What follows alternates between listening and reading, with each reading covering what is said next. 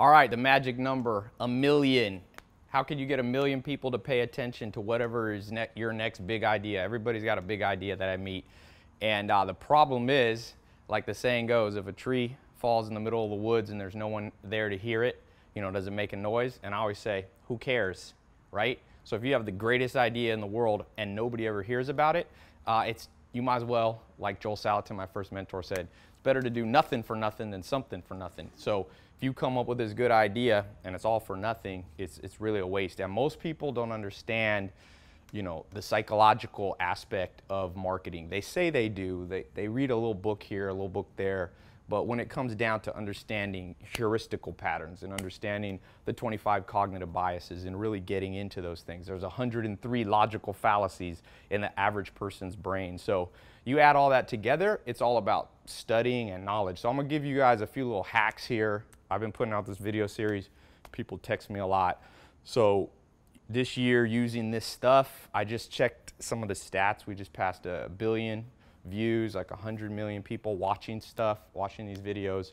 So this stuff works, and I can tell you just straight off the Google Analytics counter that this stuff is the real deal. So this is some of you want like more advanced stuff because people are like, oh, some of the stuff you say I've heard before. And my answer, if that's you that says that kind of stuff, it's not what you know, it's what you do. So if you think you're too smart, I'm just going to be like, show me how you put it into action. But for those of you who genuinely are already on your way, I'll kind of show you some stuff that I think is more advanced. So we'll call this 1 mil.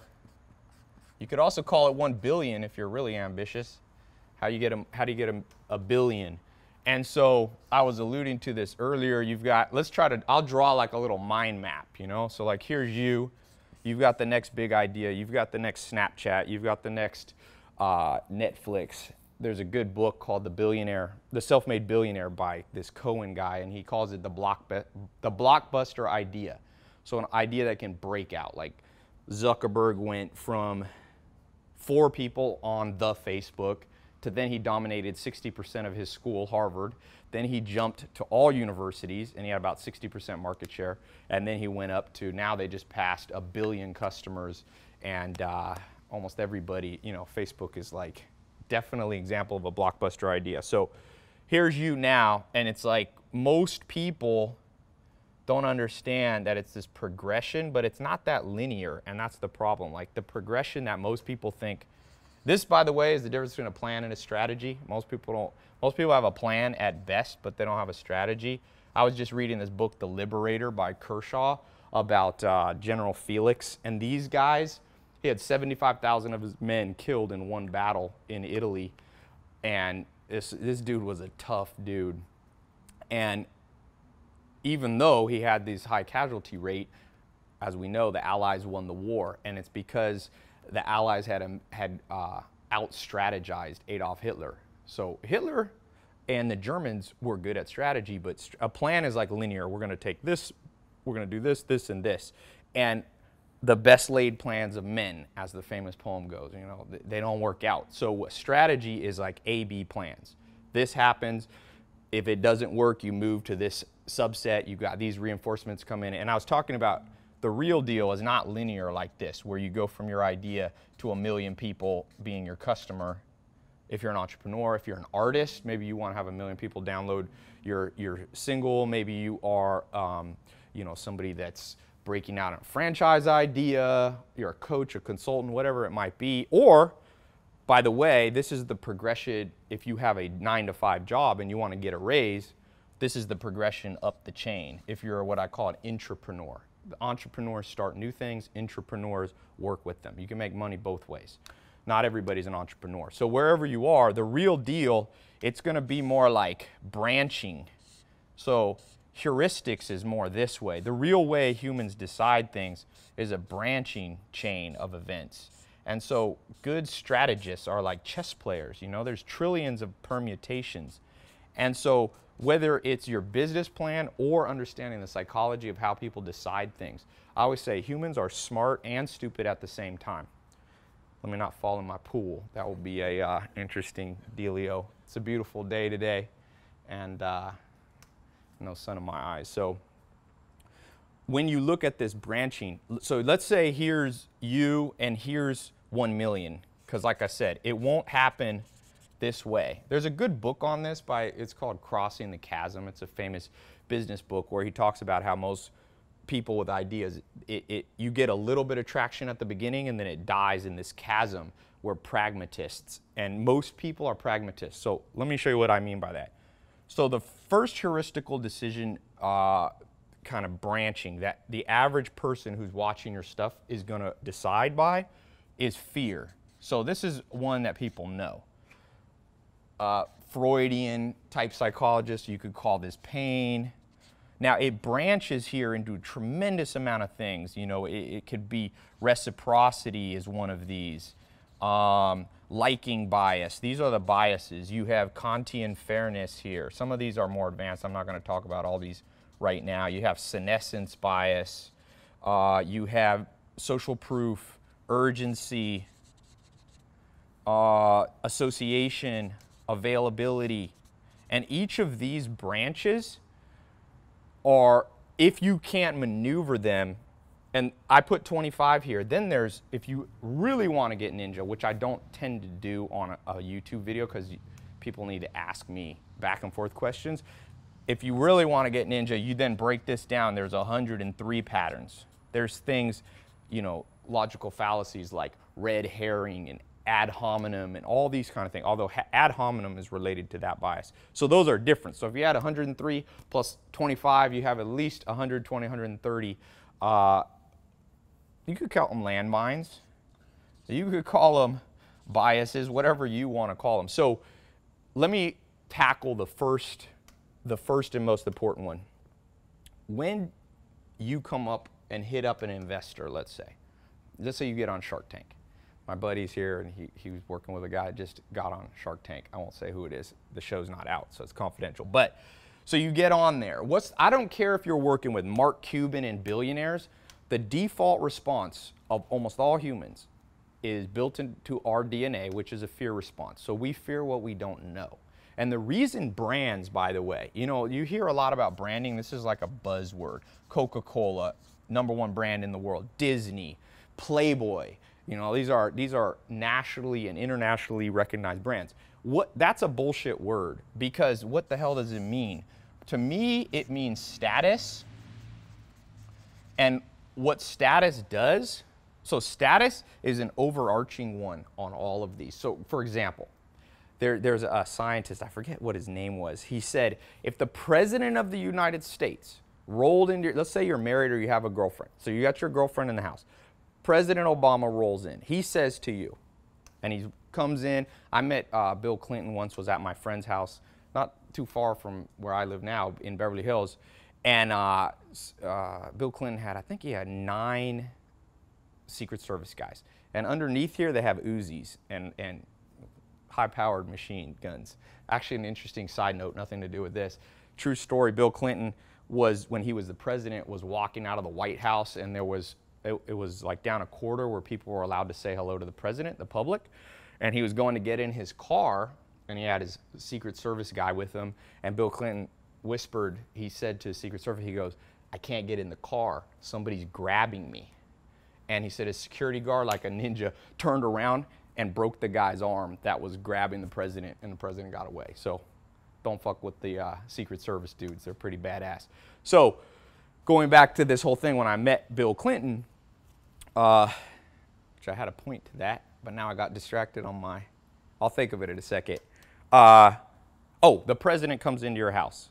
Obama, Clinton, whoever your favorite president is, and he says, get out and leave your wife here. Now, maybe you're a badass dude and you'd be like, no way.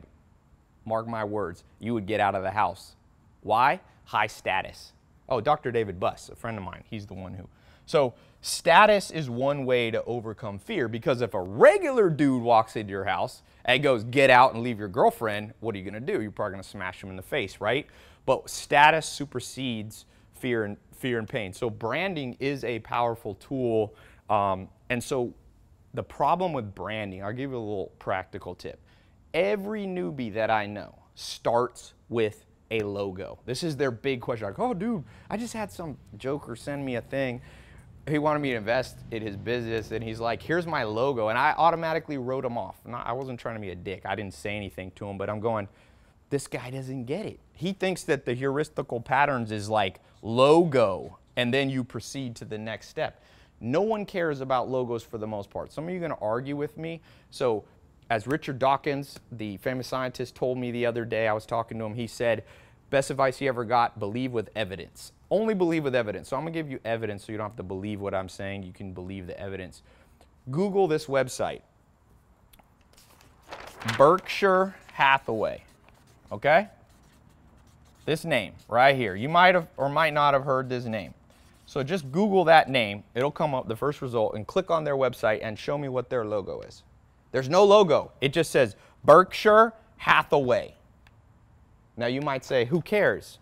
I said, this is a 300B company, billion. That's Warren Buffett's company. That's the parent company. The only thing bigger than this is Walmart and Apple. I don't even think Amazon. 300 billion market cap, no logo. You know why? Because Warren Buffett has status. He doesn't need a logo. So a logo is something you need. I heard a guy talking about before the fight with Mayweather and Pacquiao.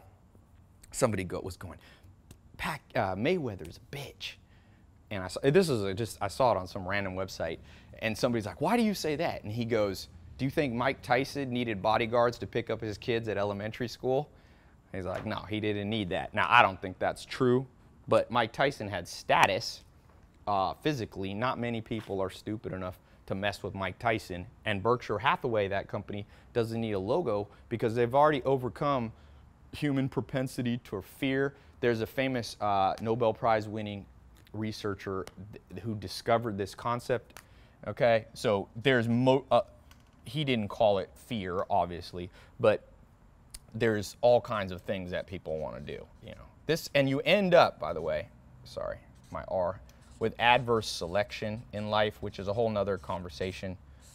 But people are risk averse. This is Nobel Prize Science 101.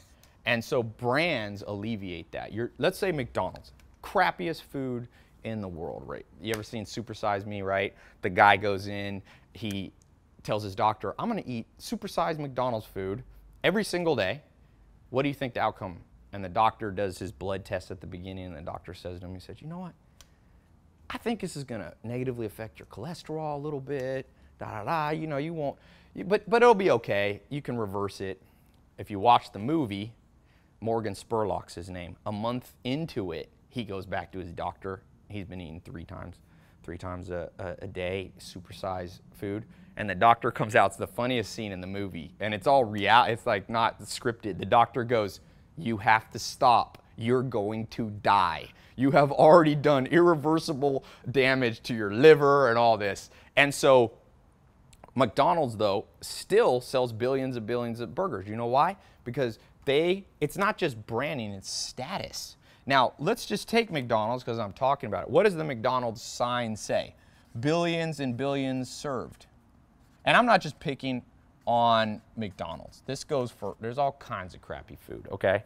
I'm not an anti. I feel like one day McDonald's, big corporate hitman, gonna come for me. So let me spread the lack of love across Taco Bell, Burger King, Wendy's, and blah, blah, blah. So, but billions and billions, that's a psychological mind fuck on you. When you drive by that store and you see billions of billions, boom, what heuristic is that? Well, it's right here, social proof. It's also, so they're showing if billions of people have eaten it, then you shouldn't be risk averse. So they move you down the chain. And they move you, bop, bop, bop, bop, bop, bop. You can do all kinds of things. Remember, McDonald's has the McDonald's House, which is the charity. What's that? Kantian fairness. Immanuel Kant, one of the greatest philosophers centuries ago, said that humans have an innate sense of fairness, which goes along with reciprocity. So you go, McDonald's, sure, 70% of kids are fat in the world, but McDonald's makes hospitals to treat them. So I guess that makes up for getting them fat to start with. So that's a reciprocity play and a liking play, and you can move through all of these things. Like I said, I don't have time because I actually have to go in a second, and I got some guests here. Thank you for their board listening to me babble. But I'm going to do a talk I decided to do one, and I'll show you how you can move things down the chain in a lot more advanced way. And maybe I'll have time in that talk. So there should be a little link here above, below. Click the link. It's a free talk, don't worry. You can watch it on your good old, where did I put my phone? On your phone, on computer. You can watch it in 40 different countries. So if you have an idea, I'm gonna go through some practical things, and I'll also, this is the ninja stuff. And I definitely won't have time to go through the 103, but I'll do a few. It's a live talk, so you can ask me questions. Last time it was interesting. We started blowing up my chat, like it would take down my site because too many people were asking. And so we put on this third party like enterprise chat, and we blew that up. So we had to take that one off. So if you ask too many questions, so submit a smart question, maybe rewatch this video and see something. I'll take a handful of questions. These ones I've never talked about, the logical fallacies, but man, if you break these down, listen, most people are the bitch of their own brain. And it's because not only do they get mind fucked by brands that are trying to push false status on them, but they also don't understand these logical fallacies. If you don't believe me, ask anybody you know.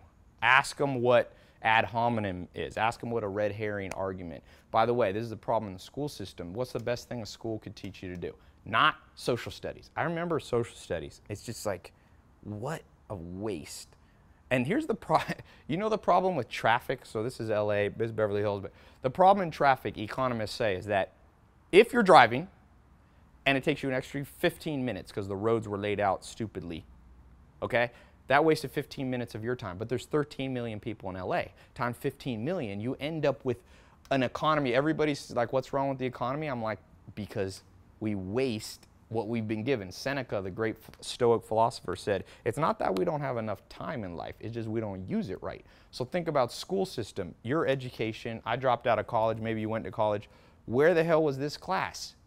This is the class to have. There is nothing. If you have kids or you want to, or you have employees, you get this down and they go literally from average status.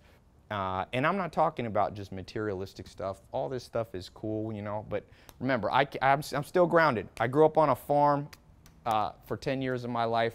I lived for 5 years with bucket toilets, no electricity. So when people start saying, oh, are you getting soft? Maybe I am, but I ain't that soft.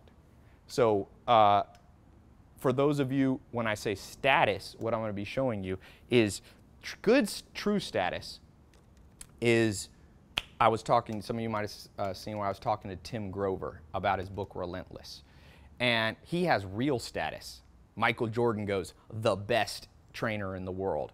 Kobe Bryant goes, the best, the best, the best. And it's not, it's deserved status. So I'm going to show you how to deserve more. As Charlie Munger says, who, by the way, is the business partner of Berkshire Hathaway, of Warren Buffett, he says to get what you want in life, you have to deserve what you want. The world's not yet a crazy enough place to reward a whole bunch of undeserving people. So this kind of stuff is how you deserve more. Like, most people don't even know who Immanuel Kant is. Maybe they have a vague recollection from Philosophy 101 if they got lucky. But the only reason you want to know who Kant is in reality, unless you want to be just academic about it, is how can you utilize the great minds of all time? You know, people ask me why I read a book a day, why I did a TEDx talk on that. I'm like, well, I'll put it better than I can put it. Will Smith. Everybody knows who Will Smith is. By the way, he has real status. Billions of people have seen his movies. And somebody asked him, what do you need to do big things in life? He said, 2 things. You have to be able to run and read. You have to be able to run because when your lungs are about to explode and you push through it anyway, he said, that makes you a man or a woman. You know, you can push through, and then you can push through in other situations. And he said, you have to read because a lot of smart people have done shit before you, and if you ignore them, you're too cocky. And by the way, one of the biggest biases, in fact, if you read the new book by, oh shit, what was the head of the Federal Reserve for so long? Greenspan, Alan Greenspan's new book, he says the #1 bias of humans is over-optimism. So a lot of times I'll do these free talks and people will be like, I don't need to know that. Bullshit. Of course you need to know this. There's not many people in the world that'll ever share this with you because there's not that many people that know this because I've traveled to 51 countries trying to learn this from people, and I learned 1 or 2 from a mentor here and 1 or 2, but people don't pull them all together. So if you want me to pull them all together, I'll share with you. If you're already doing some big things, you're already making $1 million or 100 grand, or you wish you had $1 million but you're broke now. I call those wanters and wishers. If you want to move from a wanter and wisher to somebody who actually does something, click the link, and I'll see you. It'll show you, it'll translate it into your local time, because we got people all over. I quit putting the actual times because people are like, what is it in Albania and Thailand? So I'm like, click the link. We got these fancy things called computers that will figure out the time for you, and then it's free. And only thing I'll ask for you, don't show up not prepared. You know, I got to hang out with Arnold Schwarzenegger the other day, and at his movie premiere, movie for Maggie, and talking to him a little bit. And one of the things he says that cracks me up, he goes, because he still works out in Venice, right? He's still a big dude. If you put your arm around Arnold, it's still like a sheath of muscle, and he's in his 60s. And Arnold goes, you know, I see people working out at Gold's Gym in Venice, and I see them texting. And I go, they ain't never gonna have muscles. He goes, you either work out or you text. You don't do the same thing. So when you click the link and you show up, either show up or, you know, go like people's pictures on Instagram. Don't try to do both, because this stuff's too complicated. I already lose people when I have them in a room. You know, like I only really share this stuff with people who run companies for me. Over there today, I use my little outdoor porch sometimes I bring all the, I call the chairman's little seat, and I had like 15 of the people who run my business, different companies there. And this is the kind of stuff I talk about. So the little inside sneak peek into my life, my house, but forget all this. This is not that important. What is important is moving through the chain. This, by the way, is heuristics. It's how you decide everything. So click the link, and I got to run out. All right, talk to you. Oh, 18 minutes, just like a TEDx talk. Hitting it. They say this is the optimal time that people will pay attention. So I'm going to quit while I'm ahead. You can subscribe to my channel too if you want to not miss out on these. But more importantly, click the link, show up. If you don't see the link, you can go to TaiLopez.com. There should be a link there too. See, I'm not very good at branding, am I? I forgot to put my own domain name, Tai Lopez. But you know what? Sometimes I say it's good to make things hard to find, because then the only people who find it are the people who really are interested. So never sell yourself too short. All right, talk to you guys soon.